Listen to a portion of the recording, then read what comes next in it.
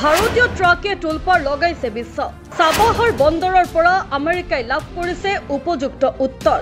মোদী চৰকাৰৰ কূটনৈতিক পদক্ষেপে আচৰিত কৰিলে ৱাশ্বিংটনক। মানৱতা বনাম ৰাজনীতি, ভাৰতৰ ঐতিহাসিক সিদ্ধান্তই কঁপাইছে আমেৰিকা।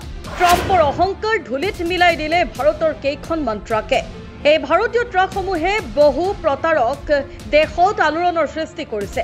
আমেৰিকাৰ প্ৰতি অহৰহ প্ৰতাৰণা প্ৰতিহত কৰিবলৈ ভাৰতে এই ট্ৰাকসমূহক শক্তিশালী কূটনৈতিক আক্ৰমণ হিচাপে ব্যৱহাৰ কৰিছে। এই ট্ৰাকসমূহে ভাৰতৰ মানৱীয়তা আৰু আমেৰিকাৰ মৰ্যাদাৰ মাজৰ পাৰ্থক্য বিশ্ববাসীক দেখুৱাইছে। এই ট্ৰাকবোৰৰ সৈতে ভাৰতে কি ডাঙৰ খেল খেলিছে বুজি লোৱা হওক। দৰাচলতে ডোনাল্ড ট্ৰাম্পে নিজৰ কথা প্ৰকাশ কৰি ভাৰতৰ ওপৰত হেঁচা প্ৰয়োগ কৰিবলৈ সৰ্বোচ্চ চাপ নীতি ৰূপায়ণ কৰিছে। এই নীতিৰ অধীনত ভাৰতৰ বিভিন্ন খণ্ডত শুল্ক আৰোপ কৰা, H-1B ভিছা কঠিন কৰি তোলা, পাকিস্তানৰ সৈতে ঘনিষ্ঠতা বৃদ্ধি কৰা, ৰাছিয়াক আক্ৰমণ কৰি ভাৰতক ঘেৰি ৰখা, এই সকলোবোৰ এই কৌশলৰ অংশ। ট্ৰাম্পৰে সমগ্ৰ প্ৰচেষ্টাৰ উদ্দেশ্য কেৱল ভাৰতক তেওঁৰ চৰ্তসমূহ মানি ল'বলৈ হেঁচা দিয়া।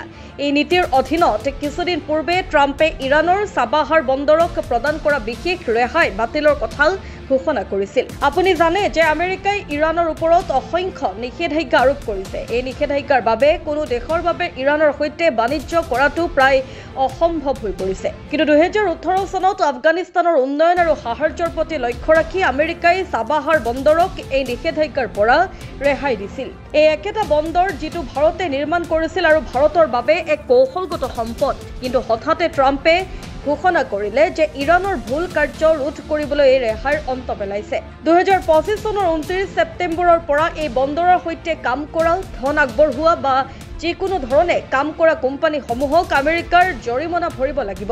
ইয়াৰ স্পষ্ট অৰ্থ আছিল যে এই সিদ্ধান্তই ইৰাণতকৈ ভাৰতক বেছি লক্ষ্য কৰি লৈছিল, কিয়নো চাবাহাৰ বন্দৰ সম্পূৰ্ণৰূপে ভাৰতৰ নিয়ন্ত্ৰণত আছে। ভাৰতক আঘাত দিয়াৰ এই পদক্ষেপক আমেৰিকাই অত্যন্ত কুৎসিত বুলি গণ্য কৰিছিল। কিন্তু প্ৰধানমন্ত্ৰী মোদীয়ে আমেৰিকাতকৈ 10 খোজ আগুৱাই চিন্তা কৰে। একেটা চাবাহাৰ বন্দৰলৈ তেওঁ ট্ৰাক পঠিয়াইছিল। এতিয়া প্ৰশ্ন হয়, এই ট্ৰাকবোৰত কি আছিল? কিয় চাবাহাৰ বন্দৰত আমেৰিকাই ভাৰতক লক্ষ্য কৰি লৈছিল? দৰাচলতে ভাৰতে এই বন্দৰৰ জৰিয়তে আফগানিস্তানলৈ অহৰহ মানৱীয় সাহায্য প্ৰদান কৰি আছিল আৰু অঞ্চলটোত নিজৰ দখল শক্তিশালী কৰি তুলিছিল। এইটোৱে আছিল আমেৰিকা কামনি কৰিছিল।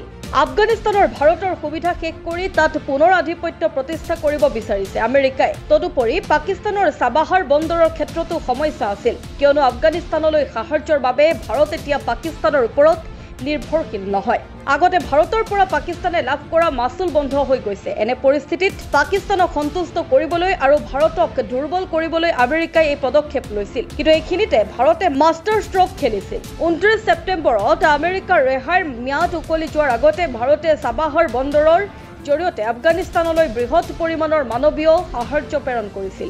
ভাৰতে প্ৰথমে চাবাহাৰলৈ সাহায্য পৰিবহণ কৰিছিল আৰু তাৰ পিছত ট্ৰাকত ভৰাই পোনপটীয়াকৈ আফগানিস্তানলৈ প্ৰেৰণ কৰিছিল। এয়াই আছিল ভাৰতৰ কৌশল, যি বাধাৰ সৃষ্টি নহওক কিয় মানৱতাৰ বাবে কাম কৰি যাব বুলি বিশ্বক দেখুৱাবলৈ। ভাৰতে এটা বাৰ্তাও প্ৰেৰণ কৰিলে যে আমেৰিকাৰ বাবে আফগানিস্তানত এক বৃহৎ মানৱীয় সংকটৰ সৃষ্টি হ'ব পাৰে, কিন্তু ভাৰত অলসভাৱে বহি নাথাকিব। চাবাহাৰ কেৱল ভাৰতৰ বাবে বন্দৰ নহয়, আৰ্তজনক জীৱন ৰেখা প্ৰদানৰ মাধ্যম। ভাৰতে স্পষ্ট কৰি দিলে যে চাবাহৰ কৌশলগত প্ৰয়োজনীয়তা আৰু কোনো ধৰণৰ হস্তক্ষেপ সহ্য কৰা নহ'ব। এই ট্ৰাকবোৰত ভৰ্তি ভাৰতৰ মানৱীয় সাহায্যই এটা নিস্তব্ধ কিন্তু শক্তিশালী ৰাজনৈতিক বাৰ্তা প্ৰেৰণ কৰে। ভাৰতে কয়, ৰাজনীতি চলি থাকিব, কিন্তু মানৱীয় প্ৰতিশ্ৰুতি কাৰো বাবে স্থগিত ৰাখিব নোৱাৰিব।